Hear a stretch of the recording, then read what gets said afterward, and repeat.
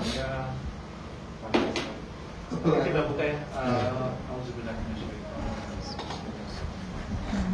Alhamdulillah, alhamdulillah, hamdan katsiran thayyiban mubarakan fi, asyhadu an la ilaha illallah wahdahu la syarika lah, wa asyhadu anna Muhammadan abduhu wa rasuluhu, amma ba'd. Malam hari ini kita coba atas requestan dari Amata ya, Quran surat Al-Ahqaf ayat 15. Ada apakah yang mungkin beliau meminta ini? Pasti ada sesuatu yang perlu dipertanyakan. Apalagi mungkin tadi sudah dia menceritakan sedikit bahwa usianya mungkin 4 atau 5 bulan lagi akan mencapai usia 40 tahun. Kalau di sini dari awal kita baca, dan kami perintahkan kepada manusia agar berbuat baik kepada kedua orang tua. Ibunya telah mengandungnya selama dengan susah payah dan melahirkannya dengan susah payah pula. Masa mengandung sampai menyatunya selama 30 bulan, berarti 2 tahun setengah.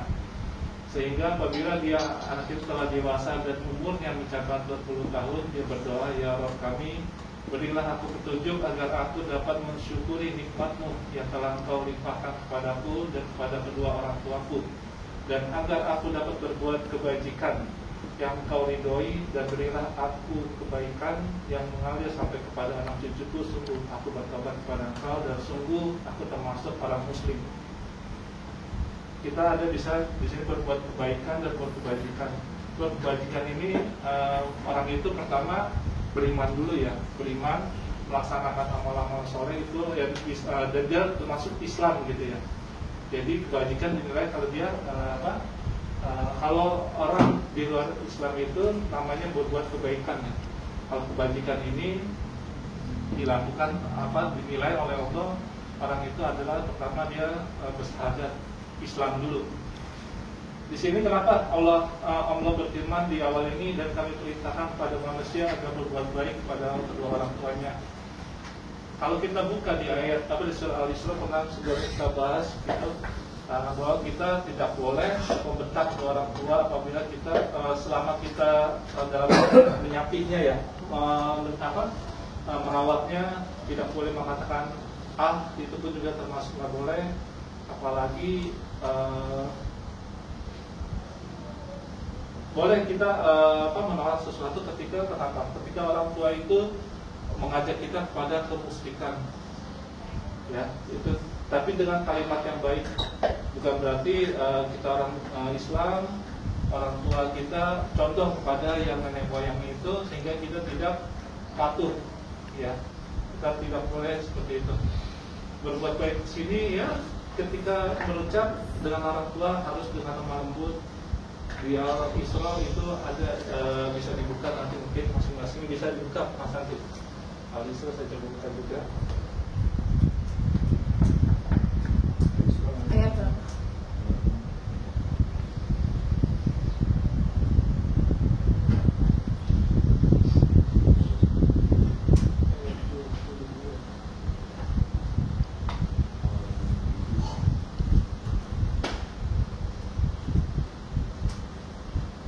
Di ayat 23. Ya. 24.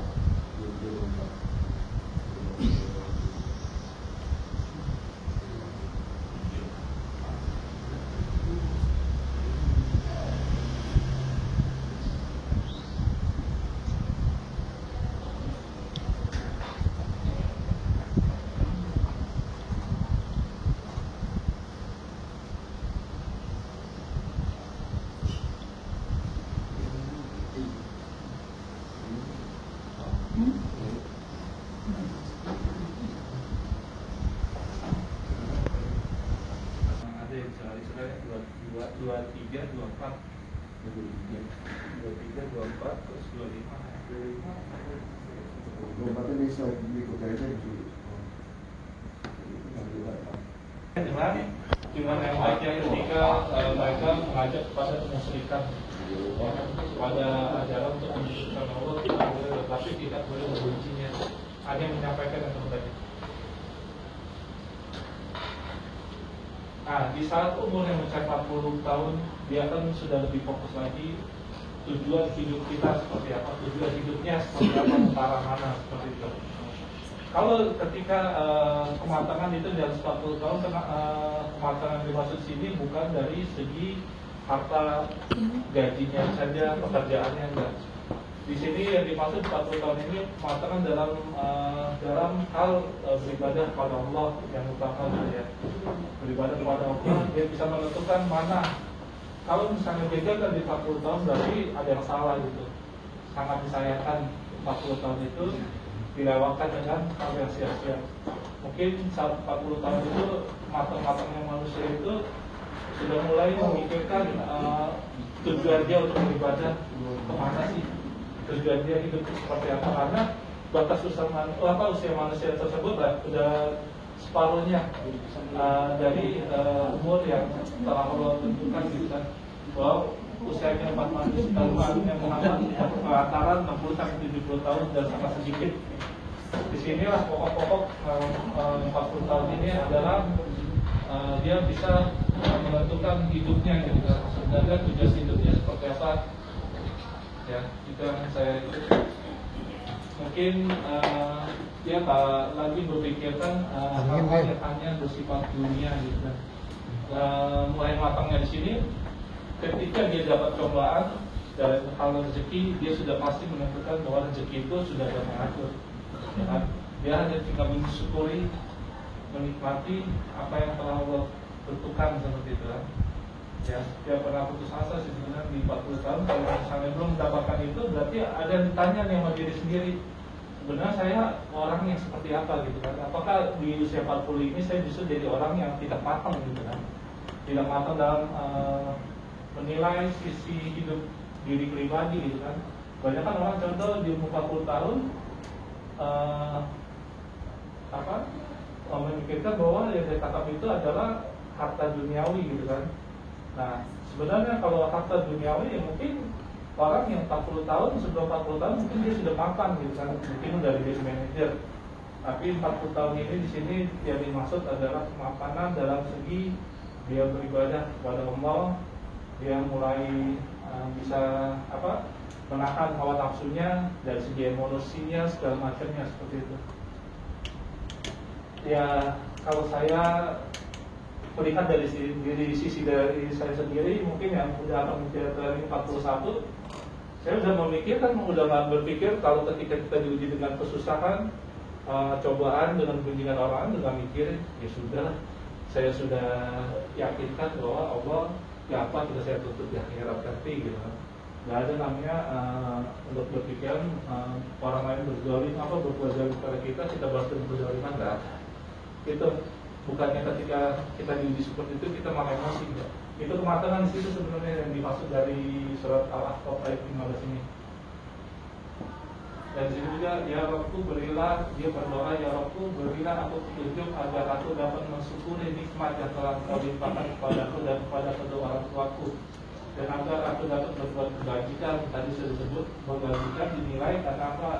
Karena dia orang laki-laki maupun perempuan yang berbuat amal soleh, itulah kebajikan. Yang Kau ridhoi ya kan? Dan berilah aku kebaikan yang mengalir sampai kepada anak cucuku. Sungguh aku bertobat kepada Engkau dan sungguh aku termasuk para muslim. Para muslim adalah orang yang lurus, dan melenceng dan kanan ke kiri, yang mengalir sampai anak cucunya. Dia sudah memikirkan anak-anaknya, keturunannya mau dibawa kemana seperti itu ya kan?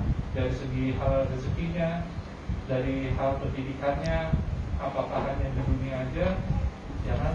Apakah dia ketika nanti kedua orang tua juga nggak ada, dia bisa mengalirkan ilmunya yang bermanfaat pada anak kita, pada orang tuanya gitu. Sekarang kita ketika anak kita ajarkan ketika mau makan baca bismillah, ketika diikuti sampai kita nggak ada, itu suatu amal ilmu yang bermanfaat ya.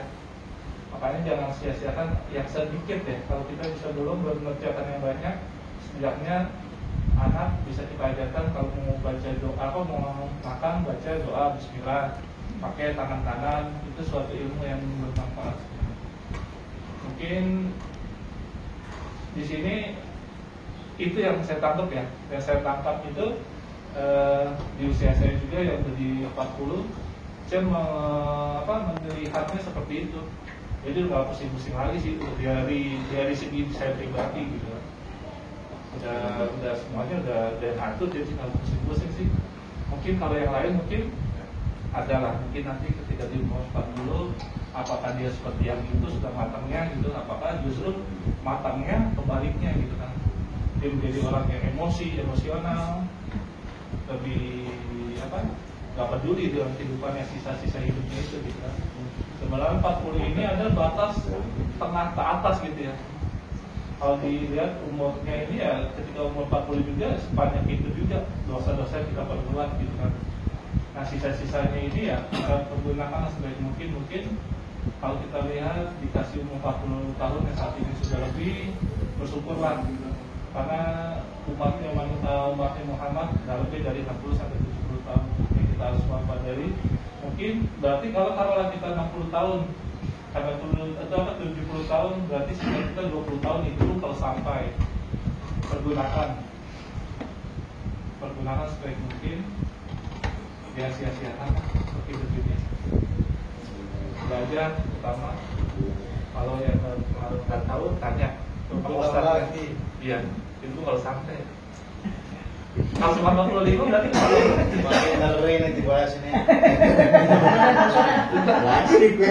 Mungkin itu aja yang bisa bahas.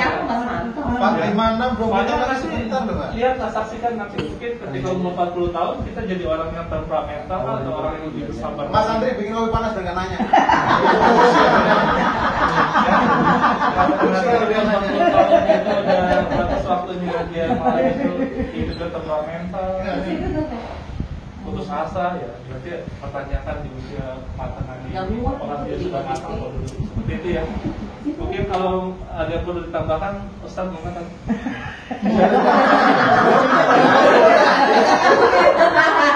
Mana itu?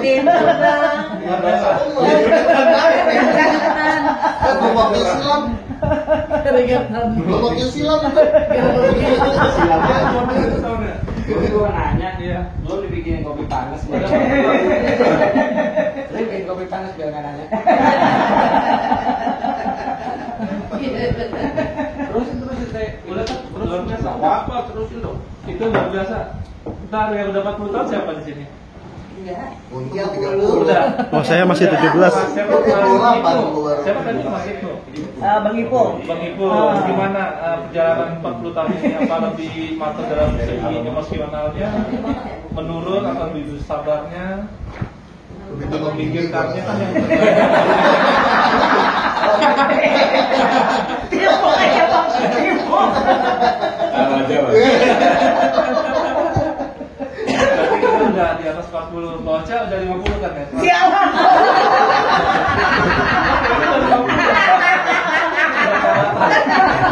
Soalnya 40 nggak nunjuk ya. Saya 40 alhamdulillah. 4 itu angka sial, jadi gue nggak lewat 4. Biasanya lebih langsung. Oh, Dari 3 langsung 5. kalau lebih kurang gitu. Pak, berarti 10 tahun lagi udah cukup. Kalau nyampe. Itu lah batas-batas jaringan kemapanan tidur-tidurnya dia lebih mengerti ya.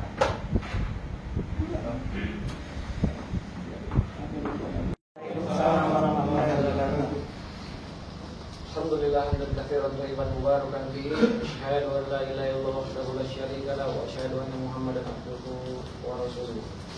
Allahumma shalli wa sallim wa barik ala sayyidina Muhammad wa ala alihi wa ashabihi ajma'in. Amma ba'd.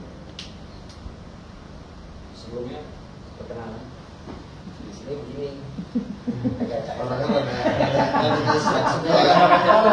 Yang penting mau ngaji dulu.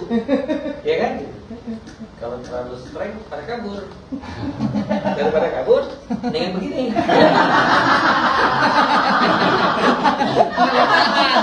Makannya seminggu. Menurut suratnya berat ya. Pertama saya ambil dari sisi fikih ya. Di sini ditulis ibunya telah mengandung dengan susah payah dan melahirkannya dengan susah payah pula, masa mengandung sampai menyapinya 30 bulan. Al-Baqarah 233. Di situ menyapih 2 tahun. Ini ada kemana? Asisten nggak ada. Tempat nih. Yang baru kemarin itu Di box. 2 tahun. Ada itu ada yang nyata kok. Atau 24 bulan. Di Al-Baqarah 233 sama Luqman 14 ditulis penyapi 2 tahun. Oke, di sini ada fikih 30 tahun plus 30 bulan plus 24 bulan. Percaya atau tidak Allah menciptakan manusia sempurna di dalam kandungan 6 bulan. Iya. 7 bulan. Kan Jadi salah selama 7 bulan salah ya. sempurna dia. Semuanya sempurna. Kenapa begitu? Di hukum fikihnya kalau jadi di zaman Nabi bin Abi Thalib pernah ada orang terfitnah karena dia bilang loh kok ini baru nikah beberapa bulan udah ngelahirin anak, ya kan gitu. Gak mungkin nih baru 6 bulan nggak nyampe 7 bulan anak itu lahir. Berangkatlah mereka ke Khalifah Ali bin Abi Thalib radhiyallahu anhu. Dia tanya gimana? Nah dibaca ini. Silakan buka kitab Ibnu Qayyim al-Jauziyah tentang fikih bayi. Jadi 30 bulan itu maksudnya kalau anak itu 6 bulan lahir yang paling sempurna, paling minim, maka si ibu punya kewajiban menyapih 2 tahun. Jadi kalau misalnya normal 9 bulan, sebenarnya si ibu punya kewajiban 21 bulan. Bukan tahun. Karena 30 diambil 9. Iya. Sama Satu. dengan. Nah sekarang berpikir nggak kenapa disebut 30 bulan? Dari mana 30 bulan? Iya kan? Nah sementara nggak mungkin Al-Quran itu saling kontradiksi antara ayat dengan ayat. Kalau di Al-Baqarah 2 tahun, di Luqman 14 2 tahun, ini dari mana? Ya kan gitu kan? Nah, ternyata ada di jalur fikih, di jalur fikih bayi itu ternyata Masya Allah, Allah menciptakan kesempurnaan seorang bayi di dalam kandungan adalah 6 bulan. Jadi kalau dia paling minim 6 bulan, maka si ibu punya kewajiban sampai menyampi 2 tahun penuh. Tapi kalau dia kan ada yang lain cuma 2 bulan kan. Kalau dia 7 bulan berarti dia terkena kewajiban berapa? 20 ya, bulan. Nah itu matematikanya. Jadi buat yang normal-normal 9 tahun 21 bulan. 9 bulan. Satu tahun doyan. Ya. Oke, bayinya kayak itu tuh. Bayi gurita. Nah, itu fikih di fikih tentang bayi.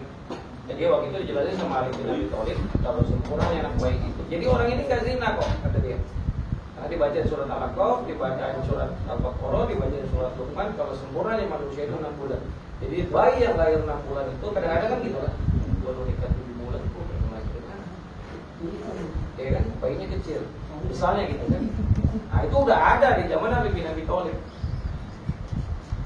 Itu pertama. Kedua, mencapai umur 40 tahun. Tadi dijelasin sama Syekh Hendro ya.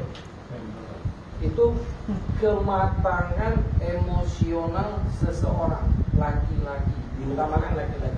Emosi ini kan bukan cuma marah kan?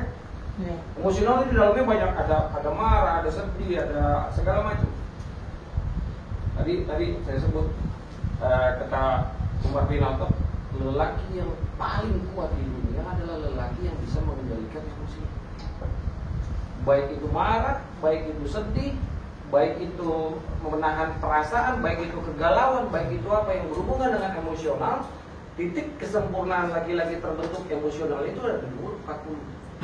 Kan banyak nih yang ngacung di luar nih, katanya 40 kalau dia nggak sukses dalam urusan rezeki, sananya jelek. Oh ini nggak ada hubungannya sama rezeki. Tapi ketika kematangan seseorang dalam emosional rezeki kan ke bawah, bener nggak? Secara langsung, secara nggak langsung. Ketika kita bisa mengendalikan emosi, ya kan gitu, bisa nahan marah, bisa nahan sedih, bisa nahan apa, dia jadi orang yang otomatis apa efeknya? Dia jadi orang yang bijak, dia jadi orang yang dewasa. Ketika dia jadi bijak, jadi dewasa, apapun yang dia pegang berhubungan sama rezeki pasti lebih baik kan? ketika ada misalnya misalnya ada bisnis, otomatis pemikiran dia mengambil keputusan kan beda sama orang yang nggak bisa mengendalikan emosinya kan, ya kan? Nggak dilihat jumlahnya dulu. Oke, kita sikat emosi. Nggak dibaca dulu klausul yang dia. Misalnya terjadi MOU gitu kan. Kadang dilihat jumlahnya dulu. Karena sekarang kan bisnis banyak begitu. Pemanggilan yang secara paksa sebenarnya itu untuk menarik doang. Tapi ketika dibaca, di situ ada kecil tanda bintang, syarat dan ketentuan berlaku. Ternyata setelah dibaca MOU-nya rusak semua. Kan banyak begitu. Nah, biasanya itu berhubungan sama kemampuan dia mengolah apapun itu, emosional itu. Jadi dia tahu, dia sangat berpikir panjang, sangat berpikir bijak. Oh, itu bukan cuma masalah materinya aja sih, iya kan? Tapi nggak itu. Misalnya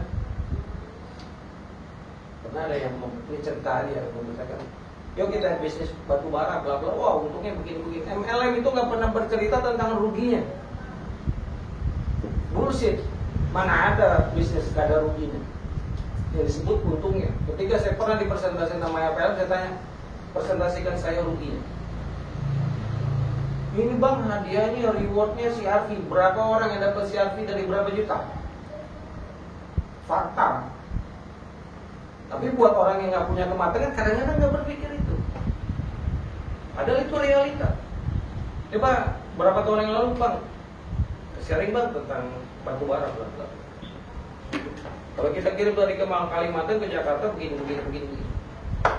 Ya, saya kasih satu pertanyaan, bagaimana kalau tiba-tiba antum sampai Tanjung Priok nggak bisa merapat? Dia harus di tengah laut 15 hari. Siapa yang bayar soal? Fakta. Siapa yang bayar gaji kaptennya? Diambil dari mana itu nanti? Dari keuntungan. Kalau lu sebut dari keuntungan, berarti untungnya udah nggak segitu. Dan itu nggak lu sebut. Force major itu di apapun hal pasti ada, iya kan gitu. Nah sayangnya terkadang kita bisnis itu nggak disebutin. Makanya begitu kita baca MOU, di ujungnya itu ada tuh gambar bintang, syarat dan kecil banget, iya kan gitu kan. Begitu baca syarat dan ketentuan berlaku, makul gitu. Gitu. Nah itu kematangan. Jadi buat yang termasuk saya, saya udah lewat dari 40 tahun nih, kayaknya belum wise juga. Apa jadi nggak bisa? Cuman dia udah melewati masa kematangan segala macam hormonal di umur 40 tahun, makanya ada istilah ya. Karena hormonal seksual di 40 tahun the best. Percaya nggak? Titik wibawa seseorang, karisma seseorang itu ada di titik 40 tahun. Cek, ya kan? Orang yang, makanya saya bilang karisma, sorry. Karisma di depan kan? Karisma di depan. Oh, karisma udah 20 tahun udah mogok-mogok. Iya. Tapi memang begitu. Jadi ketika kita udah 40 tahun nih, ini kan permintaan request Gatot Nurmantio nih. Kalau dia udah naik Gatot Nurmantio. Dia 5 bulan lagi 40 tahun tadi minta inilah seri. Ya saya bilang iya, ada waktu 6 bulan lagi, 5 bulan 6 bulan lagi gimana nih mematengin diri. Kalau bahasa saya bilang tadi jadi laki-laki tuh dapat Allah kasih tugas laki-laki itu sangat baik. Saya sering berapa hari ini saya sering bilang, siap nggak laki-laki mempunyai 1000 profesi? Bisa nggak seprofesional itu? Misalnya ya, saya kasih contoh sering banget. Ketika saya pulang di rumah saya harus jadi pengayuh, pelindung, penasehat, penyaman. Ya, pola keluarga dan yang lain. Siap nggak? Siap nggak untuk profesional? Jangan begitu pulang capek geluh.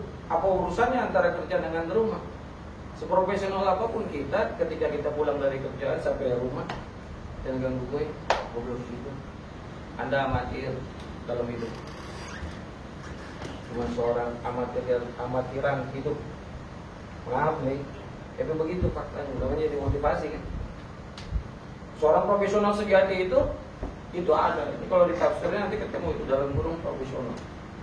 dia tahu kotak-kotaknya, dia tahu selelah apapun. Oke, ini urusan rumah, ini urusan kerjaan. Begitu sampai rumah, urusan rumah. Anak nggak mau tahu, apalagi anak yang di bawah umur dia nggak pernah mau tahu kan gitu kan. Mana terus kadang-kadang kita kasih tahu dengan bahasa kita. Nyampe nggak sih anak umur 5-6 tahun kita kasih tahu dengan bahasa orang yang umur 40-an, nggak nyambung kan? Lu tahu nggak sih? Gue udah kerja, pakai otak apa punya duit? Di bawah 10 tahun bang, paham belum? Amatiran lah kita. Ya kan ini fakta, realita yang terjadi. Nah, bisa kita umur 40 tahun, yang mau 40 hati-hati, yang udah 40 Aku saya. masih lama loh. Ini kritis. Kritis. Berapa bulan lagi? Kritis. Obat. Kalau udah lewat, ini coba aja. Maaf ya, sambil minum ya. Bukunya mana ini? Jadi kalau yang udah di atas 40 masih ngerasa gue belum jadi profesional hidup, tapi tetap tidak ada kesempurnaan. Ya kalau matematika gampang sih, kalau di Islam itu ya 6 masih cukup lah ya, kan gitu kan? Dapat poin 6 cukup, dapat poin 7 bagus, gitu kan, baik gitu kan? Lebih baik, sempurna nggak ada, tapi berusaha. Kan kita tahu banget di rumah itu kita punya berapa profesi, di tempat kerja kita punya berapa profesi. Kalkulasikan berapa yang udah kita mampu, mana yang menjadi kekurangan kita. Yang jadi masalah tuh kita sering lupa mencari kekurangan diri sendiri. Yang sering hebat itu kita cuma bisa nunjuk kesalahan orang, ya kan gitu, tanpa bisa nunjuk kesalahan diri sendiri. Padahal nggak akan pernah menjadi orang yang hebat ketika cuma mampu menunjuk orang salah. Padahal konsepnya kan gitu kan. Saya bilang konsepnya ya kuan pusakum, selamatkan dirimu, walau wa'alikum. Diri dulu. Kalau ketika diri oke, gue introspeksi terus. Itu salah introspeksi. Ada apa-apa yang di orang dianggap gue benar, gue cari kesalahan di diri sendiri ya. Gak apa-apa. Saya belajar begitu ketika saya cerita ketika istri saya misalnya dari bahasa dulu kita tahu namanya keluarga kan, gitu gitu. Kayak ada yang aneh nih. Oh iya, gue salah nih. Ada yang salah di gue nih. Kan asik kalau kayak gitu. Bukannya itu kita udah nyalain dia. Ketika kita kepikiran untuk yang terbersih di kepala adalah nyalain orang, maka itu awal dari lubang setan untuk menjadikan hati kita jelek. Awal dari lubang setan, bisikan setan menjadi hati ini hati yang berpenyakit. Nah, salah satu tips untuk menghindari penyakit hati, sibuklah menyalahkan diri sendiri. Sibuklah introspeksi diri sendiri. Yang lain mah nggak usah dikoreksi.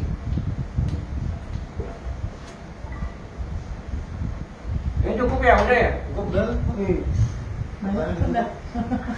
Kemana sih? Dulu setelah emosional, titik di mana manusia itu seharusnya mampu menjadi orang yang bersyukur. Kalau dia gagal umur 40 menjadi orang yang bersyukur, ke atasnya agak ribet. Bukan berarti gak bisa ya, tapi kalimat agak ribet, agak susah. Di sini gitu kan, umur 40 tahun itu bagaimana? Umumnya para nabi itu memang diangkat umur 40 tahun. Titik kemapanan jiwanya, jiwa penyampaian, jiwa apa kan? Cuma Nabi Isa yang sangat muda dewasa.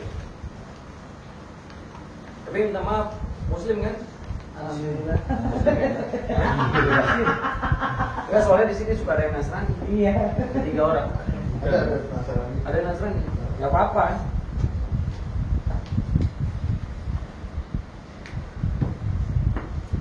Cuma disuruh. Itu live IG. Jadi mau live IG. Iya.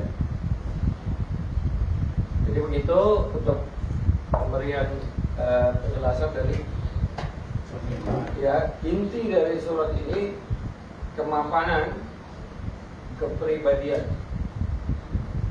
Ya, dia tahu. Ya itulah tadi udah saya jelasin, pengendalian seluruh yang berhubungan dengan emosi. Bisa mengendalikan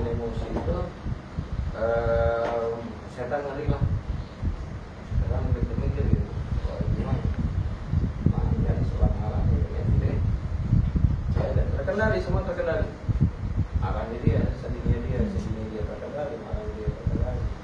Ya, itu akan berhubungan dengan seluruh aspek kehidupannya dia secara pribadi, baik itu bisnis, baik itu relasi, baik itu sosialisasi, baik itu kematangan ibadah ritual, dia akan sampai di puncak. Betul. Selesai ya? Ada lagi? Tapi orang bersedih itu apa bukan orang itu nggak matang? Enggak, tapi bukan bersedih dilarang enggak. Jadi waktu Rasulullah SAW kehilangan anak yang bernama Ibrahim, yang waktu itu berbarengan dengan gerhana, dia nangis. Ya kan? Sahabatnya pada nanya, ya Rasulullah, kenapa engkau menangis? Kata Rasulullah, menangis itu salah satu rahmat. Tapi kan nggak ngeraung-raung. Nah, dia nangis itu bagian dari rahmat. Menandakan orangnya punya perasaan. Tapi mengendalikan nangis beda ya. Nangis yang terkendali beda kan. Emosi bukan berarti orang itu nggak bisa marah, salah. Tapi terkendali. Dia tahu kapan dia harus marah, bagaimana cara marahnya, kalimat apa yang marah misalnya. Misalnya ketika kita berhubungan dengan marah lah misalnya. Ketika dia marah, kalau orang yang bisa mengendalikan emosinya, pertama yang kelihatan adalah tidak ada kata buruk di dalamnya. Ya, tidak ada kata kasar di dalamnya. Saya marah, pernah beberapa kali, tapi lisan tetap terjaga. Bukan berarti mama gitu. Kadang-kadang ada orang yang beberapa marah, ragunan ke bawah. Iya.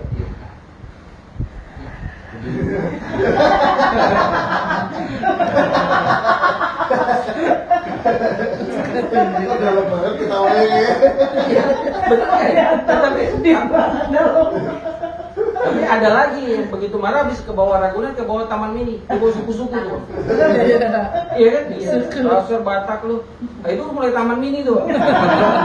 Saat sabil lu. Nah, habis dari Ragunan dia ke Taman Mini. Habis itu Kancol. Cemplungin. Biasa sih dalam kerja. Nih, bikin di kopi. Gue tahu udah kemenangan.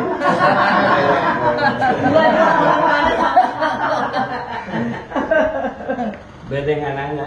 Ayo mas, nanya. Udah mau nanya deh tadi. Piye. Oke. Kita buka tanya jawab dulu ya. Jadi kalau mau ngebahas yang lain boleh. Kita tanya jawab. Ya bener kan?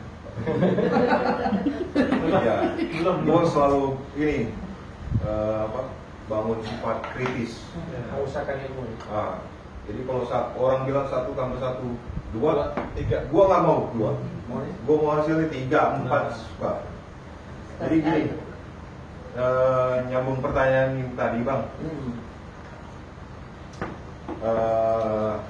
Yang sifat itu kan kadang memang rasa lelah, rasa tadi Mas Manto bilang rasa emosi, sedih dan itu bagian dari sunatullah kan bang? Iya. Ya kan? Yang memang setiap manusia udah ada di dirinya masing-masing kan gitu bang. Nah kadang kalau satu hal contoh khususnya rumah tangga saya, itu saya bangun untuk saling memahami. Kayak contoh istri lagi kelelahan, urus anak-anak, sekolah dan sebagainya. Lalu apa yang saya bisa perbuat nih? Gitu? Paling enggak meringankan beban. Umpamanya item kerjaan di rumah itu ada 10, saya ngurangin 2 atau 3 atau 5. Nah itu bagian dari saling memahami. Nah pada saat kondisi kita lagi kayak tadi saya bilang kelelahan, kecapean, apa nggak perlu kita, orang maksudnya dalam rumah tangga itu orang nggak perlu, ya udahlah lu memang harus jadi apa namanya yang tadi Bang Romi bilang harus apa namanya profesional yang betul secara psikis memang apa namanya secara mental dia tetap stabil gitu kok. Sedangkan kita kayak tadi saya balik lagi ya, sunatullahnya lelah, emosi, kadang kurang istirahat dan sebagainya, tekanan sini, tekanan situ kan gitu kan. Nah itu memang apa namanya ada fase yang kita lagi butuh dipahami kan gitu. Gue lelah nih, gue istirahat sebentar aja, kan tanpa ini nih maksudnya minta waktu. Kalau di wanita kan ada me time gitu kan. Jangan dibuang mas. Entah dia hangout atau sama teman-temannya sebagainya gitu. Nah kita kepala rumah tangga nih kadang terbentur oleh apa namanya paradigma lu harus gimana pun lu pemimpin, nggak bisa yang seperti melakukan kesalahan gitu, nggak bisa melakukan yang sifatnya apa namanya temperamen gitu nggak. Nah itu gimana Bang menyikapinya? Oke, bismillah. Kita buat presentasi begini. Tadi saya bilang kalkulasi manusia itu ketika cukup gratis itu kan itu. Kalau itu nggak ada kayak emosional pasti. Tapi ketika emosionalnya 2/10 it's normal. Ya. Ya kan? Tapi kalau 9/10 bukan sunatullah bang, kebiasaan. Ya. Habit. Ya kan? Ini susah ngebeda nih antara habit sama sunatullah. Benar nggak? Betul. Iya kan? Nah ini lubang setan banyak masuk. Kalau dia lelah dari 10 hari, 2 hari lelah, itu manusiawi. Di situ letak sunatullah. Tapi dari 10 hari, 9 hari dia begitu habit namanya. Kita bicara fakta, kita bicara logik. Bisa diilmiahkan kan gitu kan? Karena saya yakin Al-Quran itu sangat bisa dilogikakan, sangat bisa diilmiahkan. Karena tujuannya buat kita, buat orang yang paling bodoh sampai orang yang paling pintar kan gitu kan? Jadi kalau dilihat dulu, kita bagian dari sunatullah. Terkadang juga begitu dari ketika saya pulang, aduh saya pengen istirahat, tapi nggak menunjukkan secara frontal terus dengan emosi yang meledak-ledak enggak juga. Ya kan gitu bisa. Hari ini saya mau tidur, saya suka gitu juga. Jangan bangunin saya sebelum saya bangun sendiri. Ya kan? Berarti saya minta waktu. Ya kan? Tapi itu dari tadi. Kalau sampai hitungan 3/10 is sunatullah is manusia. Tapi kalau 8 atau 9/10 maka dia punya kebiasaan. Nah itu kita yang tahu kan. Nah, jadi kan banyak. Saya kadang-kadang kalau ngomong nyelekit. Misalnya gitu, capek gue kalau mau capek mati bang. Aduh gue cuma rutinitas apa? Sebutin satu hal yang gak rutinitas di hidup kita. Satu hal aja. Ada yang pernah bosan makan? Kenapa tiba-tiba jadi bosan kerja? Masuk akal gak? Ada yang pernah bosan tidur? Kalau ada bilang saya ikut dong. Gimana caranya bosan tidur? Bosan makan? Sekalian ini bosan apa? Ya kan? Nah, ini bagian dari lubang setan kok kerjain kita. Padahal semua hidup itu tidak ada satupun manusia yang hidupnya bukan rutinitas. Selalu berulang. Ya, bangun pagi udah kebaca tuh. Bangun pagi, ngurus anak. Kalau perempuan tuh kan, kalau laki-laki bangun pagi, bla bla bla bla bla. Kecuali hari, bangun sore. Nanti tidurnya pagi. Ya kan gitu kan? Bla bla bla bla bla bla. Dan itu akan terus berlangsung seumur hidup. Kecuali satu tempo Allah kurangin sedikit kesehatannya, mulai berubah ritmenya, kan gitu kan? Ya. Tapi semuanya kalau kita pelajari di hidup, makanya kata Allah di dirimu dan apapun yang kita lihat itu ada tanda-tanda kekuasaan Allah buat orang yang berpikir. Kita lihat semuanya, apa sih yang nggak rutinitas? Bahkan ibadah pun jadi rutinitas kan?